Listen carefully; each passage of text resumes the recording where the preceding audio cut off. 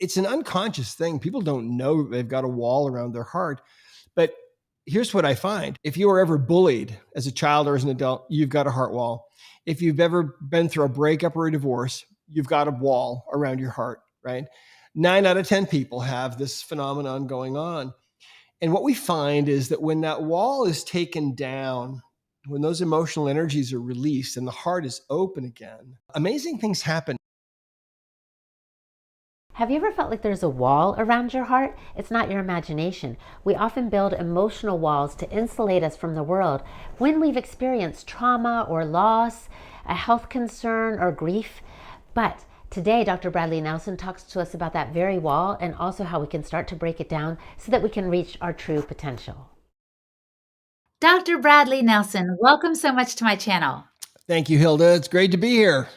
So, I have been following you for a while, and it always blows my mind when in your books I read accounts of people who have had heart transplants and suddenly they find that their taste in music or in food changes. Tell us one of those stories. Yeah, one of my favorite stories is well, there's so many. I'll just tell you a couple really quick.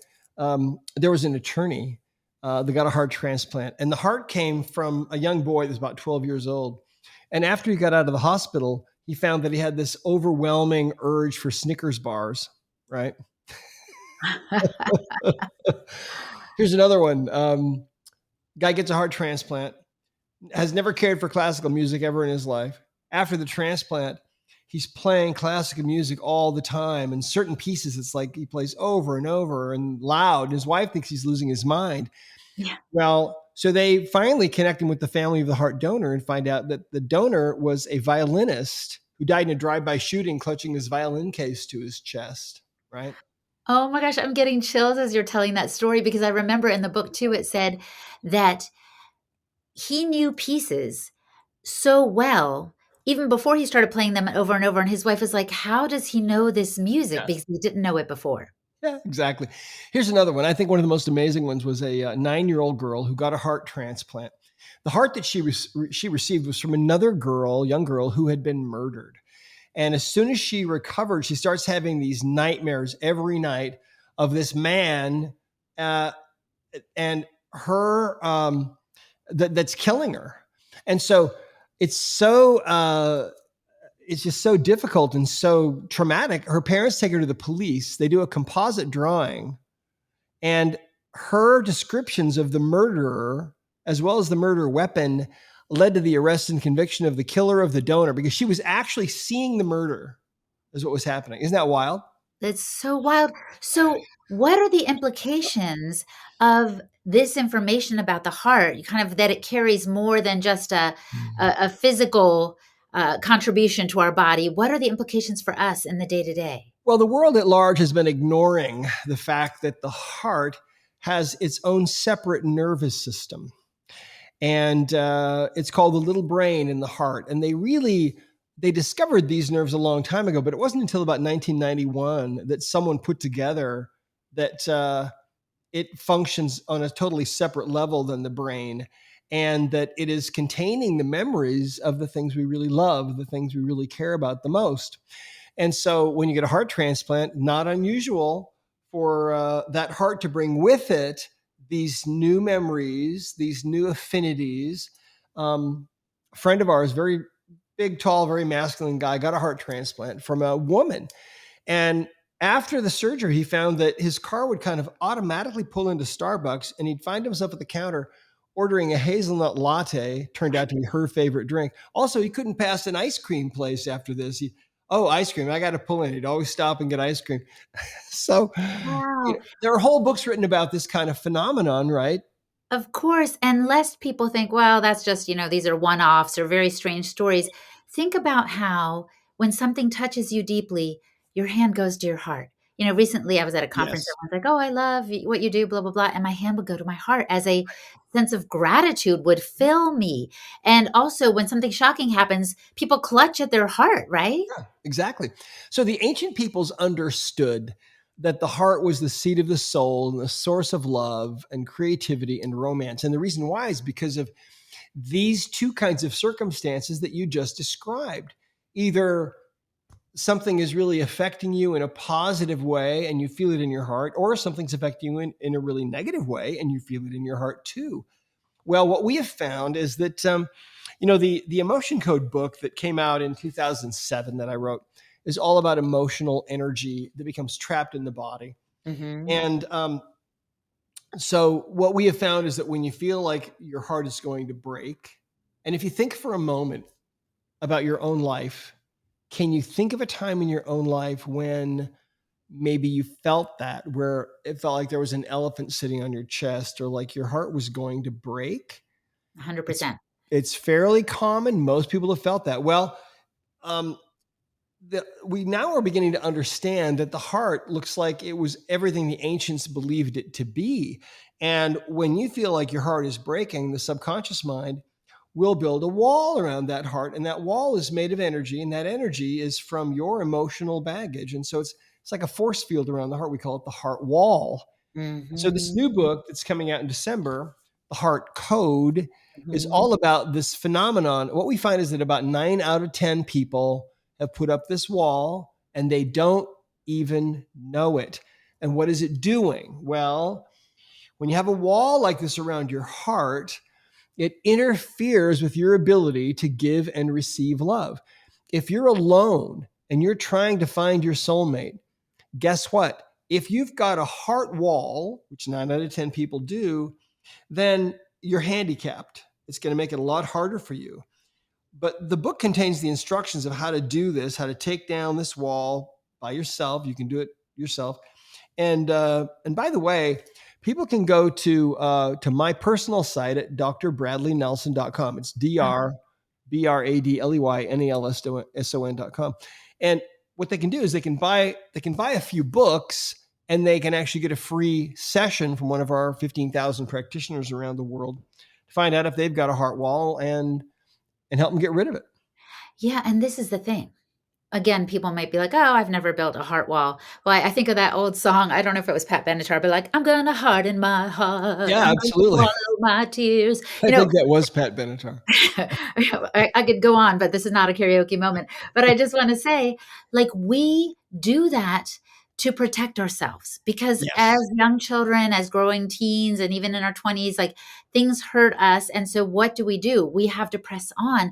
So, while that might have served us for a time, it isn't going to serve us in our well, in our current time where we want to love and we want to tap into that positive energy, right? Yeah, absolutely.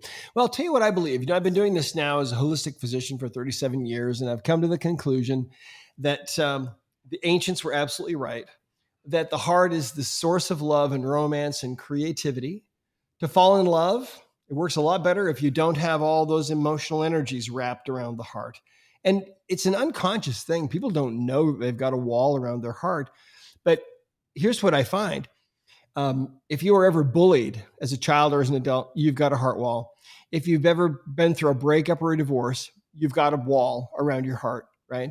9 out of 10 people have this phenomenon going on. And what we find is that when that wall is taken down, when those emotional energies are released and the heart is open again, amazing things happen. You know, one of my favorite stories is a woman that came in to see me. She had really severe neck pain, on the 0 to 10 scale, Mm, and she told me that she was 38 years old. She was a nurse, and she had not dated in 8 years. She was single. She was never going to date ever again. She was single for the rest of her life. And I said, "Wow, why do you feel that way?" She said that 8 years before, she was really deeply in love with this guy that dumped her and broke her heart. So I tested her and found she had put up this wall around her heart, three emotional layers, and each emotion was having to do with the breakup from 8 years before. So I mm. cleared these three layers. It probably took me just a few minutes. When I was done, suddenly the neck pain was gone. And she left the office feeling totally fine. She'd come in because of the neck pain, right? Huh? So 3 months later, she walks back into my office, and I remembered her immediately because she was the only celibate woman I'd ever met. And I said, "Hey, how are you? What's going on?" And she said, "My neck has been fine since I was here." But she said, "You cleared that heart wall for me, and that really works." She said, "About 2 weeks after I was here, I found out my childhood sweetheart has been living right around the corner from me for almost 8 years. and we're dating and we're in love. And I think he's going to ask me to marry him. And I Oh my thought, gosh. wait, I thought you were celibate. But that's what happens with this. In fact, about a month ago, one of our practitioners told us that she was working with a woman, an elderly woman in a nursing home. And she was essentially a spinster, right? Never Mhm. really been in a relationship or anything. She cleared her heart wall. Within a week, this woman is in love with an elderly gentleman Ah, resident, right? At the nursing home. So there's no barrier really of age or anything else. okay. So, but the other thing I think, tell me if you agree with this, is that when your heart is open, you can appreciate with joy and gratitude what's around you. It's not just about falling in love, but it's about being open to the beauty Mm, and the happiness that is around you, because I've met many a person who is so embittered and their wall is probably so concrete, it's so mhm. solid that, even happy moments are like, wow, it's not going to last, it's that kind of thing. Right. Yeah. Well, that's absolutely true. In fact, in the book we have so many stories. There's a separate chapter. The hardest thing about writing this book, the Heart Code, was choosing from 10,000 different stories people had submitted. So we divided it up, and we've got uh, health stories because when you remove the heart wall, it improves your health in amazing ways. Stories about abundance, where people unlock their heart and suddenly something they've been trying to accomplish for a year happens. Suddenly they break through the glass ceiling, or suddenly they get the big promotion, or they sell the house they couldn't sell for a year. Stories of freedom and renewal, love stories, and Hmm. animal stories, because animals develop trapped emotions and heart walls as well. Okay, so now I feel like we have to clue in anyone who was watching this video right now about how to go about this. Obviously, there are techniques that you've mentioned in the body code, in the emotion code. I imagine the heart code has similar techniques. Can Mhm. you just give us like one tip to start to break down that wall? Well, yeah, I think really the first step is just to realize that you probably have a heart wall, and just to become consciously aware that it may be distorting things for you, distorting how you see things.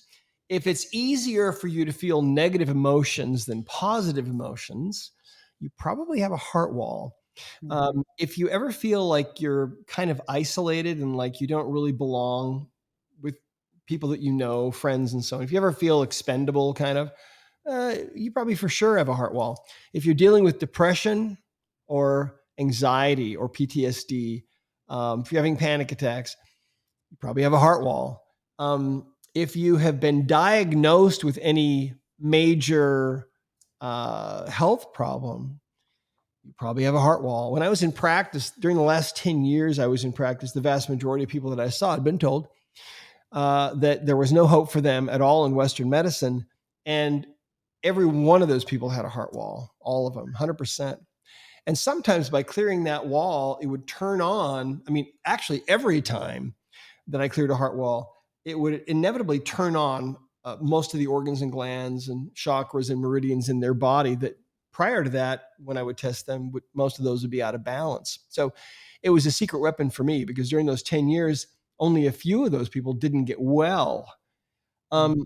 So if you feel like you're having a hard time breaking through, if you feel like you're capable of making a lot more money than you're making, you can't find your soulmate, you probably got a heart wall. You don't even know it. But it's been called the most important discovery in the history of energy medicine. And I didn't discover it. I mean, it was actually a really, really strange, interesting experience. It had to be shown to me really from up above. I never would have imagined that something like this could possibly go on, but it does.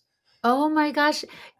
Now you can't leave us on that note because I want to ask you about that experience. I know you describe it probably in your book, but Yeah. Well, I I'd be remember happy to you if you want. said you would always pray before you went to work with a patient for Mhm. guidance, right? So Right. that was a good practice. Was it in one of those moments where this was revealed to you? No, actually, what happened was one day my wife woke me up, which never happens. She woke me up early one morning, and she said she'd had a dream.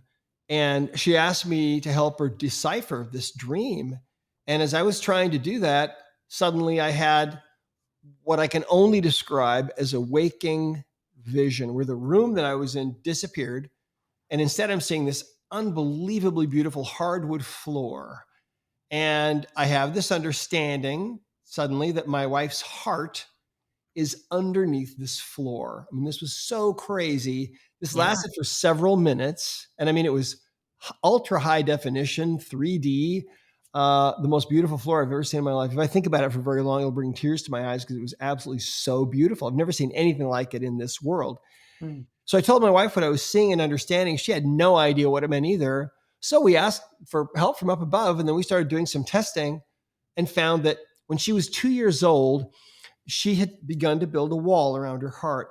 She was born into a very volatile family. Her dad was a rageaholic, and everybody was walking on eggshells the whole time she grew up because he would blow up, and nobody never knew when. There was nothing predictable about it, right? So it was very Mhm. unsafe. So 2 years old, she begins to build this wall. And then as tragic and difficult things happened, the wall got bigger and bigger and thicker and thicker. And so she battled with depression and anxiety, and she never really felt like she belonged. And a lot of the things I just mentioned. Mm. And when that wall was finally taken down, suddenly all of that shifted for her, dramatically. And so that was the beginning of this. That was in 1998.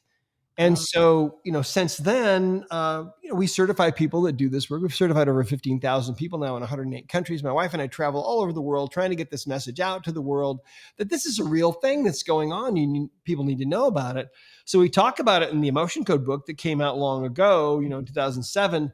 But this is the new book, the Heart Code, that's really going to blow the lid off this whole thing because most people, 90% or more, are walking around with this heart wall that's interfering with their ability to give and receive love. I mean, people Mhm. tell us that for the first time in their life, sometimes when that wall's taken down, they sometimes tell us that they know what it's like now to feel the emotion of love, to feel the feeling of joy. People tell us for the first time that they can feel the love of the higher power for them. Mhm. I mean, just amazing, amazing, amazing things happen. And so I think the most important thing that people can do for themselves, honestly, is to find out if they've got a heart wall and Mhm. start getting rid of it because it can change everything. It can change your personality for the better. It can turn you back into the person that you started out as when you were a little kid. And what happens is we have all these emotional things that go on and all these difficult things we go through, and we end up becoming somebody else, right? Yeah. This is about bringing you back to that person you started out as, which is really fun. Yeah, I don't know if anyone's ever been, well, probably they have, startled by their own reaction or response to something. And that's because we know, like, wait, that's not my best self. That's Yeah. not me in my true essence. Why am I being defensive or irritable or angry? Like something's provoking. And it may be, again, that heart wall is trying to protect us, but it's doing us a disservice. And you're inviting people to first acknowledge that they have it. And second, look for ways to do something about it. So this has been a great conversation. I'm so thankful for you and your work. I can't wait to get my hands on that book, though you did give me a little preview. But I can't wait to help blow the lid off this, like you said, because what kind of a world would we live in if people were, instead of protective and defensive, open and loving? Wow. That's the world that's coming. And this Yeah, is part of that. I Yep. love that. Well, Dr. Bradley Nelson, thanks again for your time today. It's been a pleasure. Thank you, Hilda. See ya.